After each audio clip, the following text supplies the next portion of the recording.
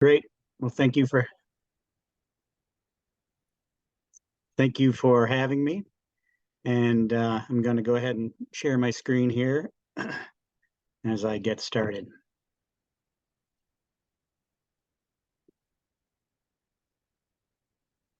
So, is that working for everyone there? Great. Looks good. Well, thank you to COOP for this opportunity. Thank you all for your interest in hearing what I have to say today. As Joan said, I'm Curt Webb, General Manager of the Keweenaw Co-op. And I'm not going to say much more about myself because I think Joan said plenty. This morning, though, I'm going to talk about the Keweenaw Co-op's expansion. I'm going to talk a little about the effect on food access and the local food system that this growth will foster.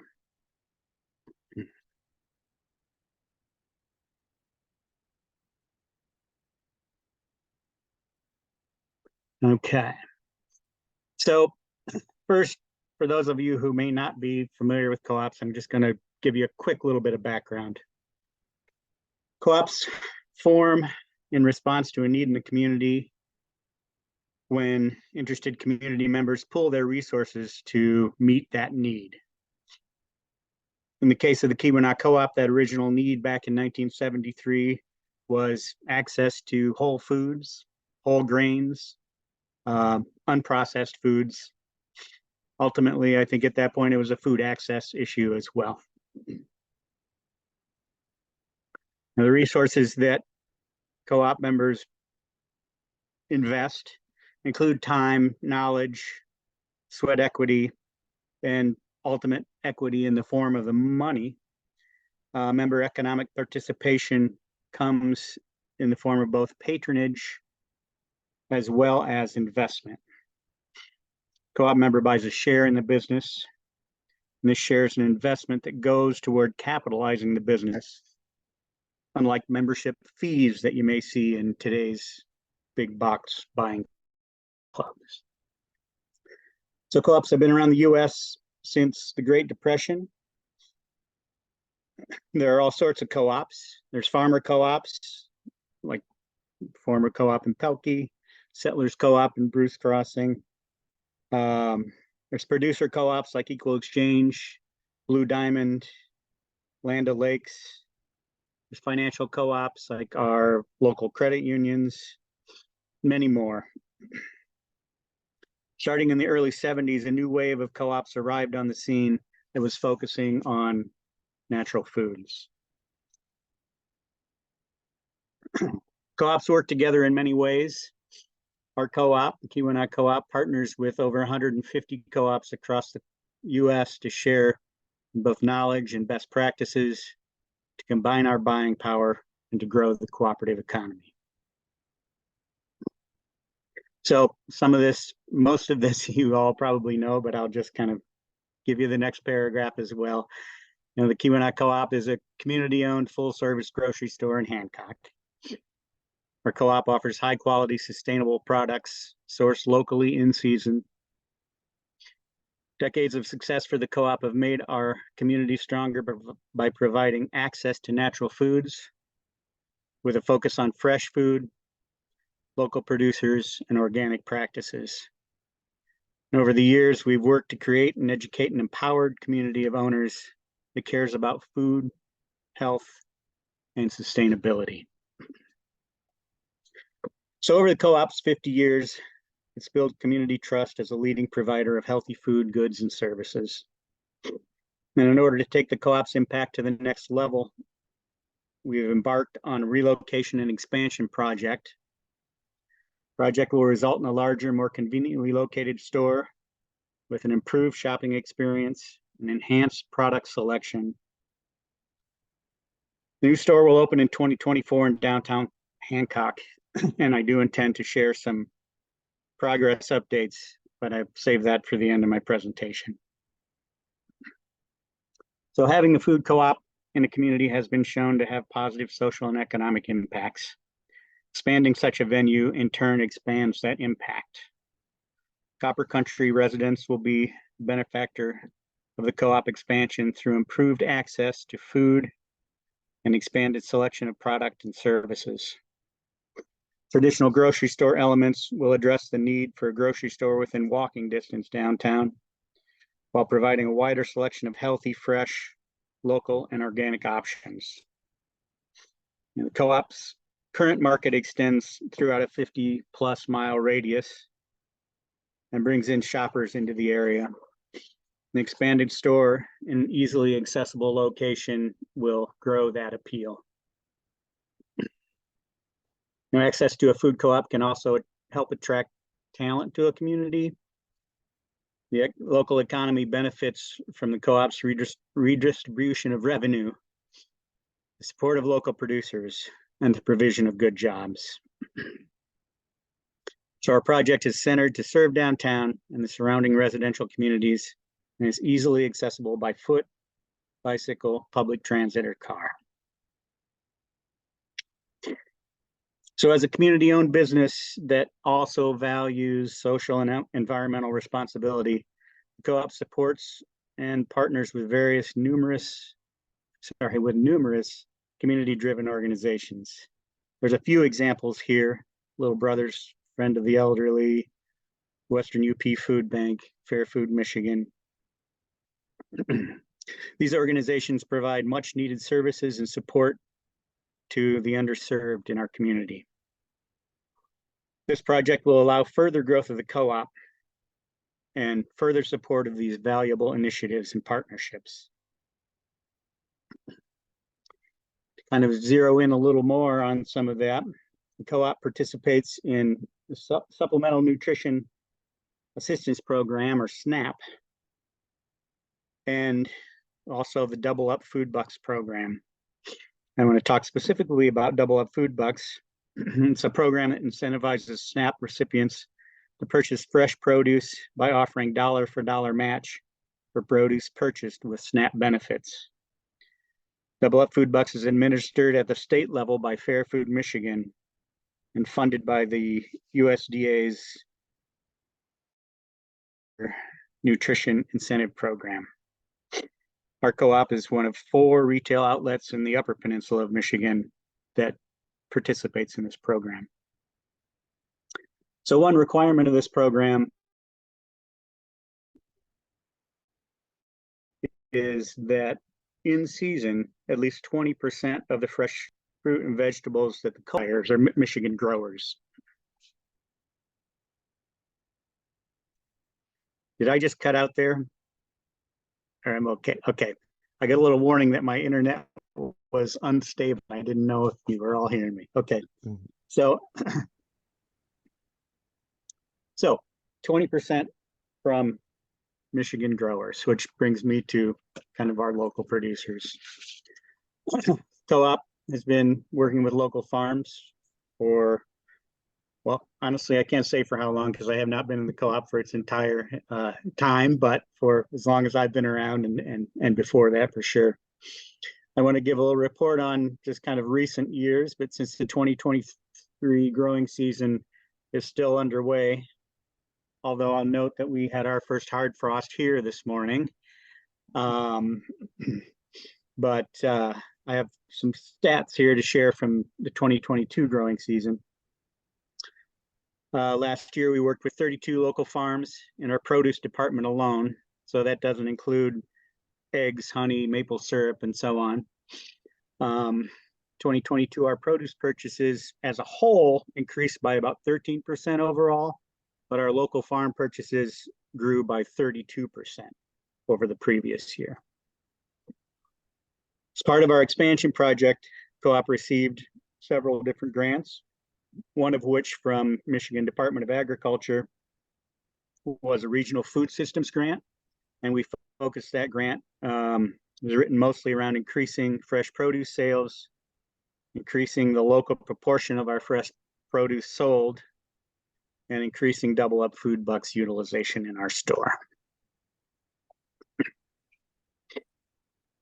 So I do want to credit Michigan Farmers Market Association and the Michigan Health Endowment Fund for this graphic. I took it from a report on the landscape of produce prescription programs in Michigan. But what I really want to talk about here is kind of some other things that we've been working on at the co-op and looking to put into place in conjunction with or soon after our relocation. So we've been looking at other food access programs. And well, I want to say one other thing about that report that this graphic is from, that, you know, it focused largely on farmers markets, but I think it shows promise for expanded assistance programs at the retail level as well. And one case in point there, the Double Up Food Bucks program that I talked about previously, first started in Detroit at farmers markets there. It expanded then to farmers markets across the state. A few years after that, though, a pilot was conducted in the Detroit area at some retailers to kind of see how that might work. And now it is a statewide program and includes both farmers markets and retailers.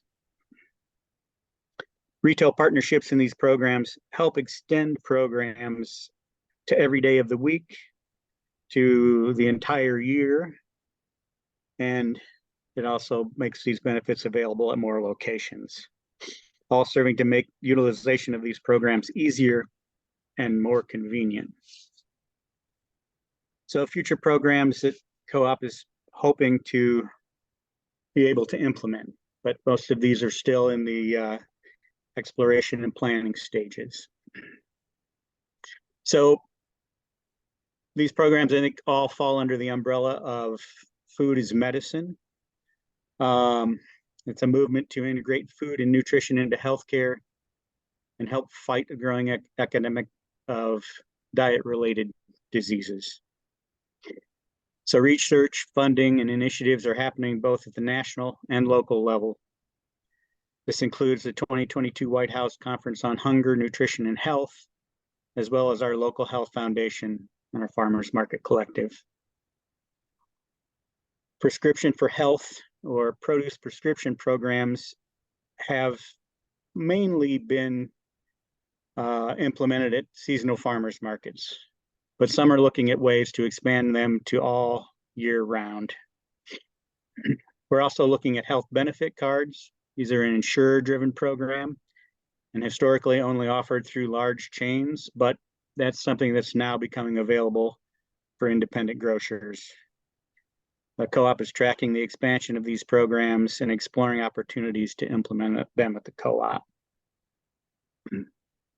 So we're happy to be working to play a role as a retail partner to help extend, expand, and ultimately make these programs simpler and more convenient. So there are other sides to that equation of food access, I think. One of them is price or affordability. You know, for a small independent retailer, this can be a challenge. Margins are already fairly slim in the grocery business, and the price on the shelf is ultimately dependent on our ability to procure competitive wholesale pricing. Much of this hinges on volume. So we participate in programs with our peer co-ops, aggregating our volume buying power. And that's one way that we can kind of counter that and offer better pricing. A few things here on the screen that we specifically work on. Some programs, our Co-op Basics and Co-op Deals, offer competitive pricing. Basics offer everyday low pricing on quality pantry staples, and Co-op Deals offers revolving sales throughout the store. Another challenge is that natural and organic food that we offer comes often at a higher price point. To that end, we're exploring if and where a conventional mix might make sense in our new store. Again, this will also hinge on volume, which will be driven by demand. But if it makes sense, and if it seems like that's a place where we can provide more food access that will be taken advantage of, we will expand those offerings. So this is sort of closing out that part of my talk, but I put this together pretty quickly and I don't think I need to keep working on this graphic. But what I'm attempting to show here is kind of the cyclic relationship between all of the elements that I've been covering in my talk here so far, and how they build on each other. Yeah. Moving to a centralized, easy to access location with good visibility will vastly increase the co-op's impact on community health and the local economy. We have a lot of growing ahead of us. We have growing programs, we have growing food systems, and growing impact on the community. And so to do that, we have to grow the store to make room for it all.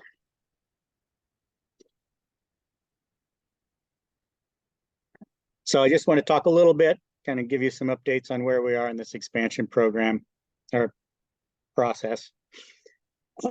Some demolition began this spring, but construction didn't start in earnest until July of this year. Here you can see some of the future floor of our sales floor. The slab's been poured there. The project includes a 4,000 square foot addition that's being added on to the existing building, which is the space you see in front of us there. Here on the left, you can see posts and beams that have been installed as walls are opened up to join the existing space to the sales floor addition. On the right, some framing has begun.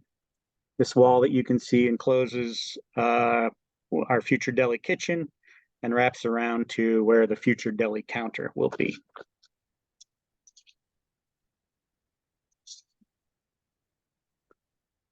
On the lower level facing Hancock Street, excavation has begun for a new water main, and soon work will begin on a foundation for our freight elevator shaft.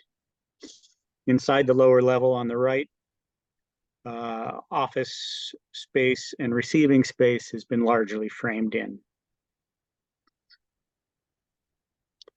So we're excited to, well, so there's a few question marks still in our timeline on this project. Supply chains, when we started, were really in turmoil. And while all that's calmed down a bit, not everything is back to normal. So once we kind of learn what a few long lead time items actual schedule will be, we'll be able to announce more firmly when we'll be opening, but it's as early as we can in 2024 is what we're shooting for right now. So we're excited to be joining the ranks of our sister co-ops who've expanded in recent years. We look forward to offering a wider selection, improved shopping experience, lots of parking, a walkable, bikeable, easy to find location, all to serve you better and all to meet the community's demand for healthy food. So that's what I put together for you today.